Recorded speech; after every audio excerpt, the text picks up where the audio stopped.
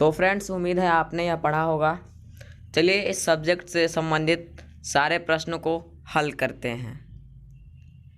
तो हमारा पहला प्रश्न है, रक्त का थक्का बनने में सहायक कौन होता है?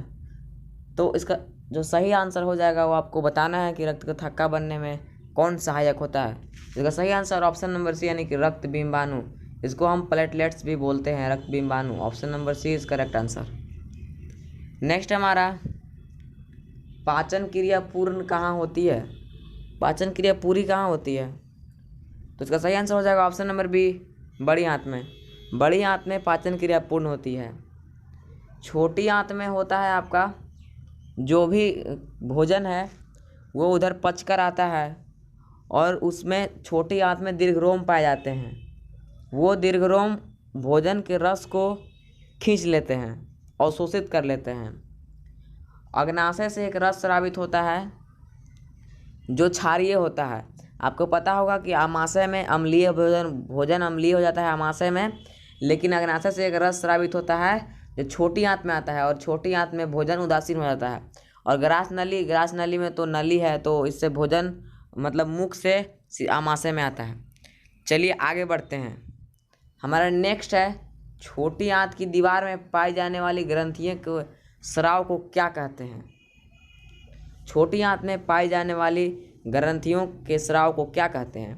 तो इसका जो सही आंसर हो जाएगा ऑप्शन नंबर डी, यानी कि आंतरस भी कहते हैं या फिर सक्कस एंट्रिक्स भी कहते हैं, शक्कर एंट्रिक्स या आंतरस। चलिए आगे बढ़ते हैं। चौथा प्रश्न है हमारा, एक वयस्क मनुष्य के कितने दांत होते हैं? आपको बताना है कि वयस्क मनुष्य के कितने दांत होते हैं। तो यह बहुत ही चर्चित क्वेश्चन है, तो इसका सही आंसर हो जाएगा ऑप्शन नंबर सी यानी कि 32। कोई भी मनुष्य है वयस्क मनुष्य, उसका 32 दांत होगा। बच्चों में यह कम होता है। चलिए आगे बढ़ते हैं। नेक्स्ट है हमारा, मछली के हृदय में कोष्ठकों की संख्या कितनी है? आपको बताना है कि मछली के हृदय में कितने कोष्ठक पाए जाते हैं। तो फ्रेंड्स, इसका सही आंसर हो जाएगा ऑप्शन नंबर ए 2, यानी कि जो मछली का हृदय है वो 2 कोष्ठक में बटा होता है और मानव हृदय 4 कोष्ठक में बटा होता है। चलिए अब आगे बढ़ते हैं। नेक्स्ट प्रश्न हमारा, स्वाद कलिकाएं कहाँ पाई जाती हैं? आपको बताना है कि स्वाद कलिका, स्वाद है तो जीभ का बात होगा, तो option number B is correct answer, जीभ के ऊपरी सतह पर। नेक्स्ट हमारा, आमाशय के अग्रभाग को क्या कहते हैं? आपको बताना है कि आमाशय के अग्रभाग को क्या कहते हैं। तो आमाशय के अग्रभाग को कार्डियक कहते हैं, कार्डियक। नेक्स्ट हमारा, मुख गुहा का पिछला भाग क्या कहलाता है? मुख गुहा का पिछला भाग क्या कहलाता है? तो इसका सही आंसर हो जाएगा ऑप्शन नंबर ए, ग्रसनी। मुख गुहा का पिछला भाग ग्रसनी कहलाता है। चलिए आगे बढ़ते हैं। हमारा 9वां प्रश्न है, निम्नलिखित में कौन सजीव के मुख्य लक्षण है? सजीवों के मुख्य लक्षण, स्थानांतरण भी होता है सजीव में, श्वसन भी होता है, प्रकाश संश्लेषण भी होता है। तो इनमें से सभी option number D is correct answer. चलिए जब आगे बढ़ते हैं, छोटी आंत एवं बड़ी आंत के जोड़ पर पाई जाने वाली एक छोटी नली नुमा संरचना को क्या कहते हैं? छोटी आंत और बड़ी आंत के जोड़ पर एक नली नुमा संरचना पाया जाता है, उसको क्या कहते हैं? तो इसका सही आंसर हो जाएगा ऑप्शन नंबर ए, सीकम। सीकम कहते हैं फ्रेंड्स उसको। नेक्स्ट हमारा प्रश्न है, छोटी आंत में भोजन के पाचन में निम्नलिखित में किस रस की भूमिका होती है? छोटी आंत में कौन सा रस होता है जो पाचन में भूमिका निभाता है? पीत रस भी छोटी आंत में ही आता है, अग्नाशय रस भी छोटी आंत में, आंत रस छोटी आंत में। तो option number D is correct answer, यानी कि इनमें से सभी, इनमें से सही। आगे हमारा, अमाशय में अधपचे भोजन के लेय की तरह के स्वरूप को क्या कहते हैं? अमाशय में अधपचे भोजन के लेय की तरह स्वरूप, यानी कि जो भोजन मतलब लार से भीग गया हो उसको हम लोग काइम बोलते हैं, chyme. Option number A is correct answer. 13वां प्रश्न हमारा, निम्नलिखित में कौन एमिनो अम्ल के विखंडन से बनता है? एमिनो अम्ल के विखंडन से कौन बनता है? तो एमिनो अम्ल के विखंडन से NH3 यानी कि अमोनिया बनता है। चलिए आगे बढ़ते हैं। 14वां प्रश्न है हमारा, स्वपोषी पोषण के लिए क्या आवश्यक है? स्वपोषी पोषण के लिए क्या आवश्यक है?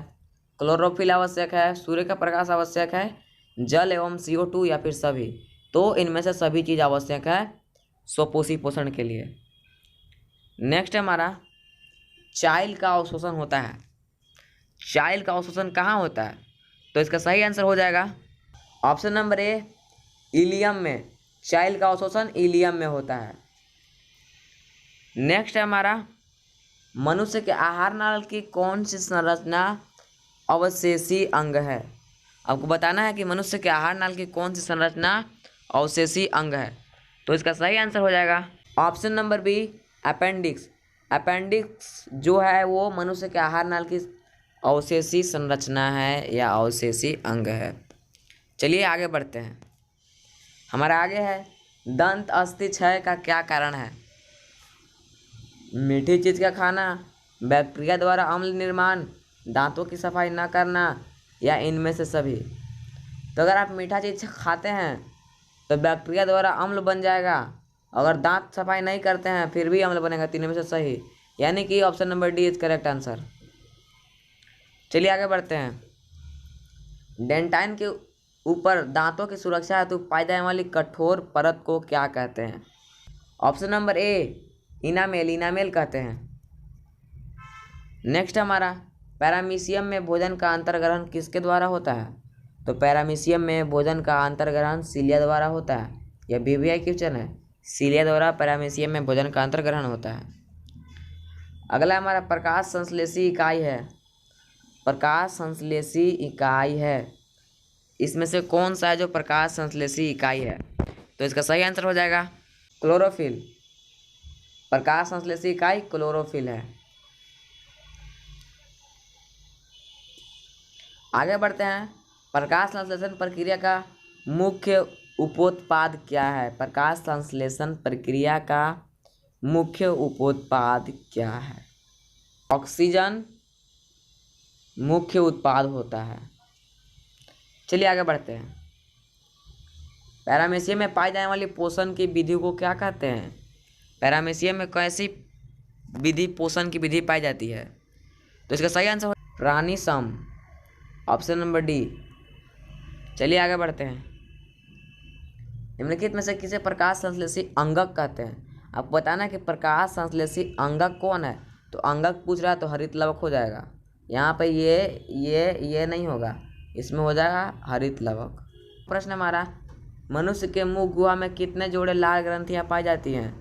आपको बताना है कि मनुष्य के मुख गुहा में कितने जोड़े लाल ग्रंथियाँ पाई जाती है। तो इसका सही आंसर हो जाएगा ऑप्शन नंबर सी, 3 लाल ग्रंथियाँ पाई जाती हैं। चलिए आगे बढ़ते हैं। 26वां प्रश्न है हमारा इनमें से कौन सी रचना द्वारा अमीबा में भोजन का अंतर्ग्रहण होता है? कूटपाद, यानी कि कूटपाद। इसका सही आंसर हो जाएगा ऑप्शन नंबर ए, कूटपाद। आगे हमारा पेप्टोन पेप्टाइड को निम्नलिखित में किस रूप में तोड़ता है? पेप्टोन पेप्टाइड को निम्नलिखित में किस रूप में तोड़ता है? तो इसका सही आंसर हो जाएगा ऑप्शन नंबर ए, एमिनो अम्ल। एमिनो अम्ल पेप्टोन पेप्टाइड को एमिनो अम्ल में तोड़ता है। नेक्स्ट हमारा 28वां क्वेश्चन कोशिका के किस भाग में सजीव के सारे गुण विद्यमान होते हैं? किस भाग में सजीव के सारे गुण विद्यमान होते हैं? तो इसका सही आंसर हो जाएगा ऑप्शन नंबर सी, जीव द्रव्य। जीव द्रव्य में कोशिका के सजीव के सारे गुण विद्यमान होते हैं। नेक्स्ट है हमारा निम्नलिखित में से किस छिद्र द्वारा ग्रास नली से जुड़ती है? तो इसका सही आंसर हो जाएगा ऑप्शन नंबर बी, कंठ द्वार। चलिए आगे बढ़ते हैं। हमारा 30वां प्रश्न है जो कि लास्ट प्रश्न है, वो है अमीबा का मुख्य भोजन क्या है? अमीबा का जो मुख्य भोजन है वो क्या है, आपको बताना है। तो अमीबा का मुख्य भोजन शैवाल का टुकड़ा भी है, बैक्टीरिया भी है और डायटम एवं एक कोशिकीय जीव भी है। तो option number D is correct answer.